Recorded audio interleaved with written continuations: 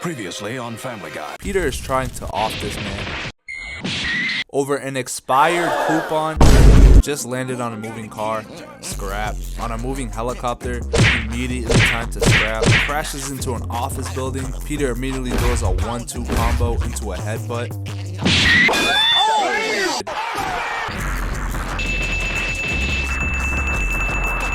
Gigantic ship just plowing through Quahog.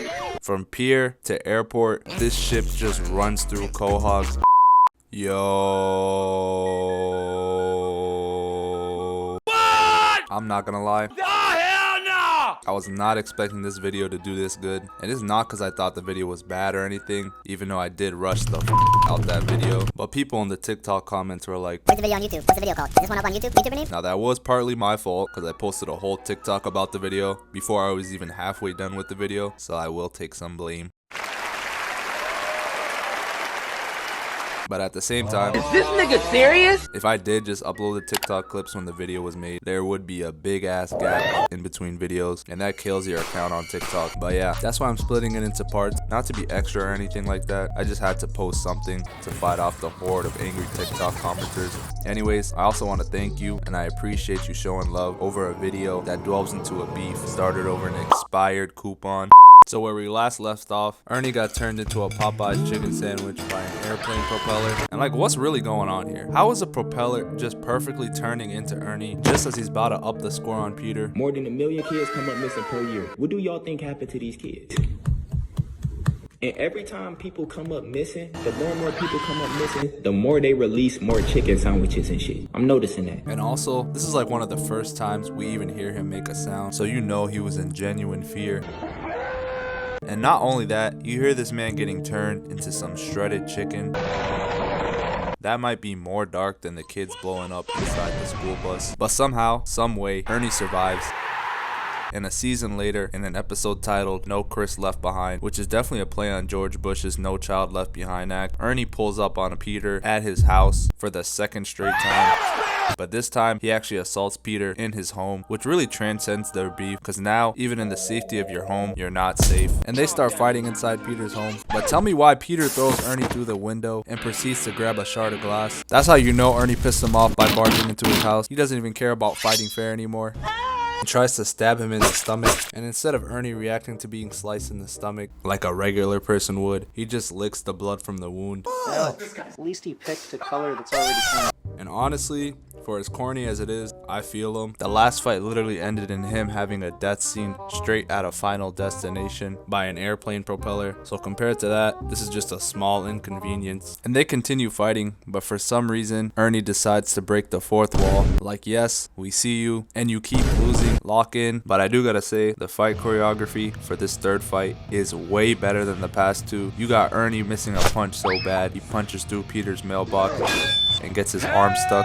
Then Peter bends Ernie's arm that's inside the mailbox and lands some punches. And look at Ernie's reaction. He's in pure shock because his forearm is bent in a perfect 90-degree angle. Like, it takes 2 punches to the head for him to even snap out of the shock that he's in. This is some live leak level stuff we are watching right now. And the only way Ernie gets out the situation is by kicking Peter off him and breaking the mailbox in half. Then he goes on to beat Peter with it, and eventually they fall down a sewer because Quahog just randomly has uncovered sewers with like an 100-foot drop. And like, where's the spatial awareness? Peter, I guess I can understand. His back is turned to the sewer and he's getting punched in the face. But Ernie, and y'all know I'm on Ernie's side, but this dude, man, he might actually have the brain of a chicken, because he sees Peter fall down and somehow, some way, manages to fall down himself. And even how he falls just pisses me off. Like, did a ghost push you? Are you trying to imitate Michael Jackson? You just can't be that clumsy. Matter of fact, chickens literally have grippy feet that are able to curl onto ledges. This man is just sorry at fighting. But Ernie's sorriness aside, tell me why is there free falling? They still keep throwing punches, and it's immediately too, like from the transition of them above ground to falling through the sewer.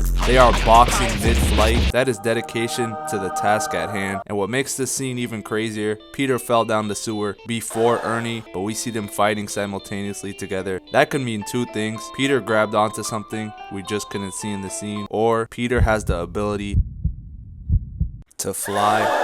Get the fuck out of the But seriously, nothing to this point has stopped these two from fighting. Even with this strong current, they still find creative ways to fight each other, splashing nasty sewer water, throwing punches, drowning one another.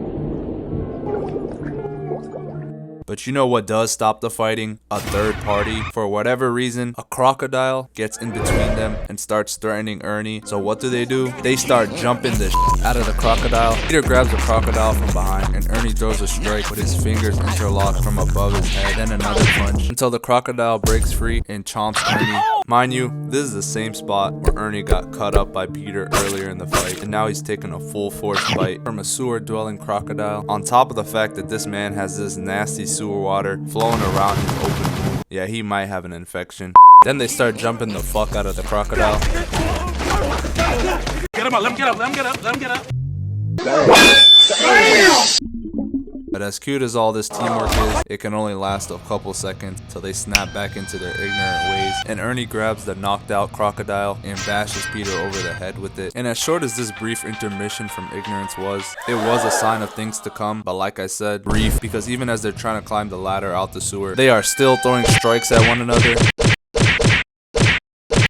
These dudes hate each other so much, they are naturally just transitioning into a new battle stage every 20 seconds. The fight started in Peter's kitchen, and now they're in a packed subway train, duking it out. It feels like I'm watching Injustice Gods Among Us gameplay, the way they're just seamlessly transitioning into new battle stages. Like, do you know how hard and reckless you have to be fighting for an underground train to somehow end up on a public road? Cause I don't. And you don't either, because it shouldn't be possible. And them crashing a train onto a public road isn't even the worst thing that they do to the city of Quahog. Somehow they get launched into the air, still punching each other of course, and go head first through the bottom of a plane, offing a pilot and crashing into a Ferris wheel that goes on a demolition tour through Quahog. Men, women, and children are all being put at risk because of this beef. And I also want to point out that they very easily could have just jumped off the Ferris wheel and fought on land, but no, like they always do in these fights, they have to make everything more difficult, and they climb to the top of a rotating Ferris wheel and start scrapping. Like, look how fast this thing is moving through the city. The amount of leg power it takes for them to walk backwards fast enough to stay on top is insane. But what happens next is something that has never happened in the history of this beef. They stop fighting and engage in a civil conversation. Yes, the fists come down and the vocal cords start moving. It's a miracle. And I'll give Peter his credit because something finally clicked in his head that made him want to stop fighting. Maybe it was the countless lives that were put at risk, or the fact that he started this over an expired coupon, but whatever it was, it stopped the fighting. And in the next scene, we see them in a restaurant eating dinner, enjoying each other's time, until the waiter brings out the bill, and like in any normal dinner, both parties ask to pay the bill. That's just common courtesy. But I want y'all to remember, Ernie asked him out to dinner. I'm all right. About that, but listen, you know what? Let me make it up to you. Why don't you let my wife and I take you out to dinner? Why don't you let my wife and I take you out to dinner? Well, that sounds lovely. And everyone knows that what trumps a bill dispute is the person who comes forward with an invitation to dinner is the one who should pay. That's just how it works. Argue with a wall. But Peter, being the hardhead that he is, not only rejects Ernie's attempt to pay the bill, he disrespects his wife. Let go of the check. Ernie, if he wants to... Stay out of this. Now, I've been holding my bias when it comes to who's wrong in this beef, but this scene right here,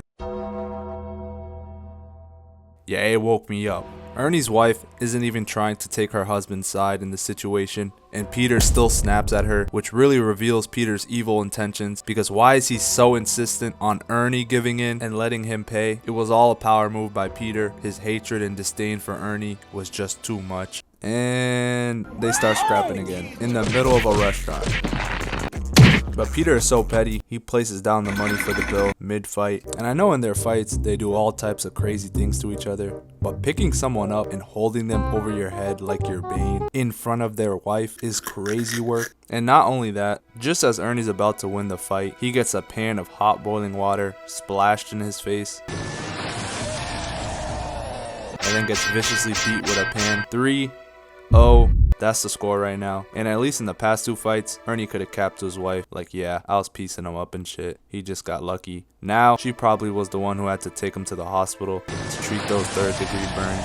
And the that concussion he just received. And on the other side of things, Peter gets to walk off into the moonlight as the victor, while Ernie's in the kitchen, bruised and bloody, probably thinking about how viral this video is going to be on World Star Hip Hop.